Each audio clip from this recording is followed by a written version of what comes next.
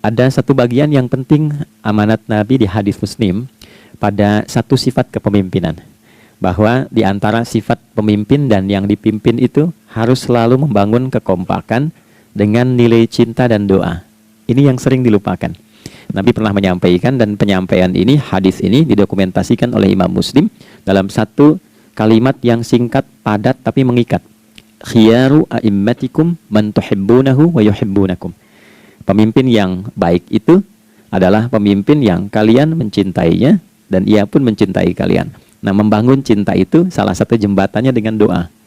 Oleh karena itu, di antara doa yang dianjurkan saat Anda memulai pekerjaan, itu bukan hanya untuk pribadi, lancarkan pekerjaan saya, tapi juga sehatkan pimpinan saya, pimpinan mendoakan sehatkan anggota saya, sehingga semua itu melahirkan sifat harmoni yang memberikan kenyamanan dan kebahagiaan dalam bertugas. Nah, izinkan saya mengawali dengan itu dulu, karena itu di antara sunnah yang seringkali terlupakan. Sehingga bekerja itu lebih banyak dilakukan dengan tekanan menyelesaikan tugas dibandingkan dengan rasa cinta untuk bisa memberikan nilai ibadah di dalamnya. Yang kedua, semoga sholat kita diterima oleh Allah Subhanahu wa Ta'ala.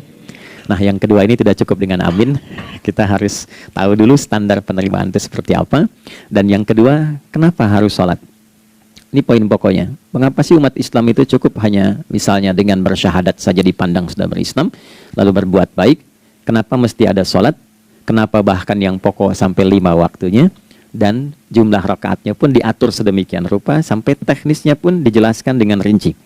Saking rincinya, bila ada yang menyimpang dari rincian itu, maka dianggap sholatnya tidak sah dan mesti diulang. Shallu kama ra'aitumuni usalli. Sholatlah kalian seperti kalian persis melihat aku menunaikan sholat. Dan dalam sholat inilah kemudian ada sanad yang tersambung secara ketat, sampai-sampai dalam hadis Muslim nomor hadis 397.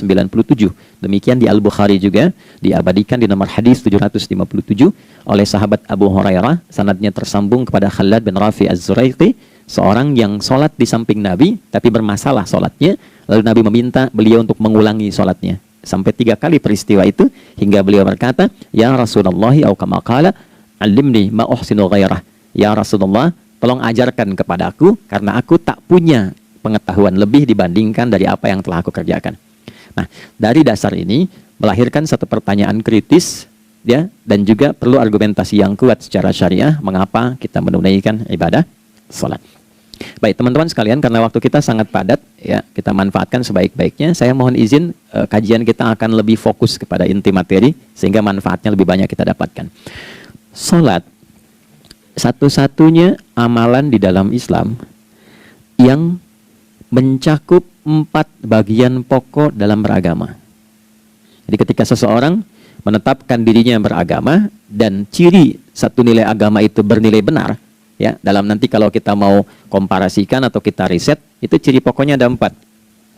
Satu, ada aspek namanya aspek keyakinan, ya, tauhid atau akidah.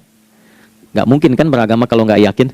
Ya, karena itu pasal 29 ayat kedua itu mengandung nilai keyakinan. Negara menjamin kemerdekaan tiap-tiap penduduk untuk memeluk agamanya masing-masing dan beribadah menurut agama dan kepercayaannya itu. Ya, jadi nggak mungkin kita bisa menghasilkan nilai kepercayaan dan ibadah kalau tidak ada unsur keyakinan. Atau bahasa kitanya disebut dengan iman. Ya, iman itu nanti juga dipaku dalam setiap nilai kebangsaan di konteks Negara Kesatuan Republik Indonesia. Ini yang paling membahagiakan. Jadi mau jadi pegawai apapun itu syarat, ya, salah satu syarat yang melekatnya beriman dan bertakwa kepada Tuhan Yang Maha Esa, gitu kan? Ya, kemarin saya di BPK itu ada 11 bab Romawi, 40 pasal. Ya, di bab yang keempat pasal 13 tentang pemberhentian dan pengangkatan itu ada 11 poin A sampai K. Di poin B yang keduanya, syarat menjadi bagian dari anggota BPK itu beriman dan bertakwa kepada Tuhan Yang Maha Esa. Baik, di Undang-Undang Pendidikan, Sisdiknas nomor 20 tahun 2003, itu kalau kita baca dari poin menimbang, ada 4, di poin B-nya saja sudah ada iman. Ya, Undang-Undang Dasar 1945 mengamanatkan pemerintah mengusahakan satu sistem pendidikan, ya, nasional yang meningkatkan keimanan dan ketakwaan pada Tuhan Yang Maha Esa, serta akhlak mulia, baru mencerdaskan kehidupan bangsa. Ya, secara singkat, 1, agama dianggap benar kalau ada doktrin keimanan, ada akidah, ada tauhidnya. Yang kedua, ada ibadahnya. Ya, sebagai pembuktian kita beriman, buktinya apa? Ya kan? Saya beriman kepada Tuhan, kita tetapkan. Misalnya Allah, apa pembuktian keberimanan kita kepada Allah? Ya, kan pembuktiannya itu mesti diwujudkan dalam bentuk sikap. Sikap itulah yang disebut dengan ibadah. Nah, konsepsi ini ada di Quran surah ke-20 Thaha di ayat ke-14. Innani anallahu la ilaha illa ana fa'budini.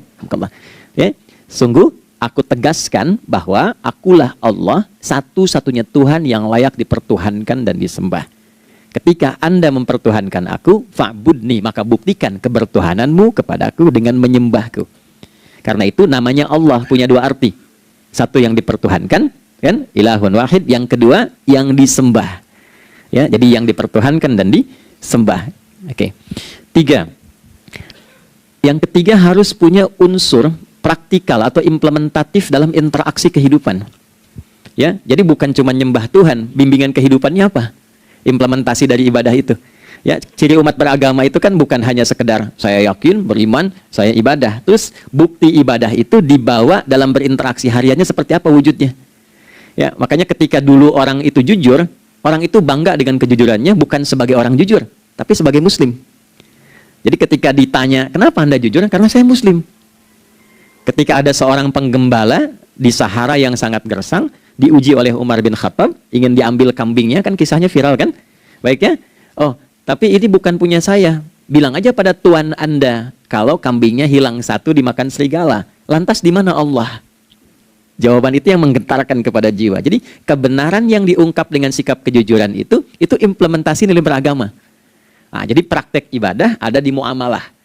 Oke, satu akidah, akidah dibuktikan lewat ibadah, ibadah diimplementasikan dalam muamalah. Itulah sebabnya nanti seluruh bagian tubuh kita ketika digunakan untuk bersifat dan bersikap, itu ada tuntunan iman di dalamnya. Oke? Misal, saya tanya begini ya. Ini mukaddimah ya, kita belum mulai nih. Saya tanya gini, apa fungsi mata? Tuh kan, sudah keliru kan?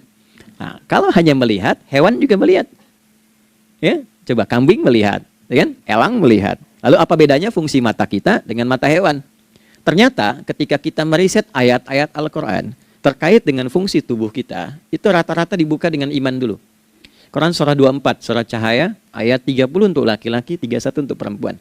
Qul lil mu'minin.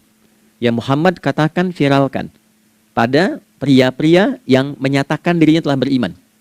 Yaghuddu min absarihim. Gunakan pandangannya itu yang dibimbing oleh imannya untuk melihat yang baik saja menurut standar imannya. Jadi kalau menurut imannya tak baik, nggak boleh dilihat. Karena itu ketika Anda sudah mengatakan asyhadu an la ilaha illallah, asyhadu anna Muhammad Rasulullah, kalimat itu dari lisan turun ke hati, itu jadi cahaya ke bagian tubuh kita. Makanya ketika Anda melihat, itu ada cara pandang tertentu yang dibimbing iman, standarnya beda dengan tanpa iman. Kalau nggak ada iman, semua mungkin terlihat. Tapi ketika ada iman, hati kecil Anda akan bicara, ini nggak baik. Palingkan. Nah, memalingkan dari yang tak baik menurut iman, itu namanya ghaddul basar.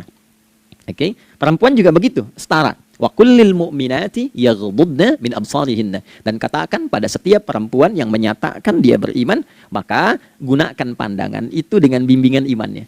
Ketika tak baik menurut imannya, palingkan. Ya, Anda lihat kajian di YouTube, terus ada iklan kan? Nah, terus menurut standar iman nggak bagus, itu otomatis akan nggak suka itu. Ya, pasti dipalingkan. Ya. Anda kalau naik pesawat ya, tugas keluar tuh, pertagas tugas keluar. Kalau pramugari lagi demo tuh yang dilihat pramugarinya apa demonya. Nah, iman itu akan bekerja di situ tuh. Ya, palingkan tuh. Nah, sama dari mata turun ke, jangan langsung ke hati aja, ke lisan dulu kan? Ya, ke mulut kan? Itu mulut tuh ketika digunakan fungsinya, imannya disebut dulu. Ya, Quran surah 49 ayat 11 misalnya. Ya ayyuhalladzina amanu, imannya dulu. La yaskhar qaumin qaum. Ayat 12-nya, la yaghtab ba'dukum ba'dha. Hai orang-orang yang telah menyatakan beriman. Kalau pakai alladzina, disebutkan 1080 kali dalam Al-Quran, itu kalimatnya diksinya singkat, padat, mencakup semua, tanpa sekat. Oke, jadi kalau laki-laki, perempuan, tua, muda, besar, kecil, beda strata, duniawi, itu semua tercakup di dalamnya. Hai semua yang telah menyatakan beriman. Gunakan imanmu untuk membimbing lisanmu bertutur. Kalau masih merasa punya iman, jangan gunakan lisan untuk mencela merendahkan orang.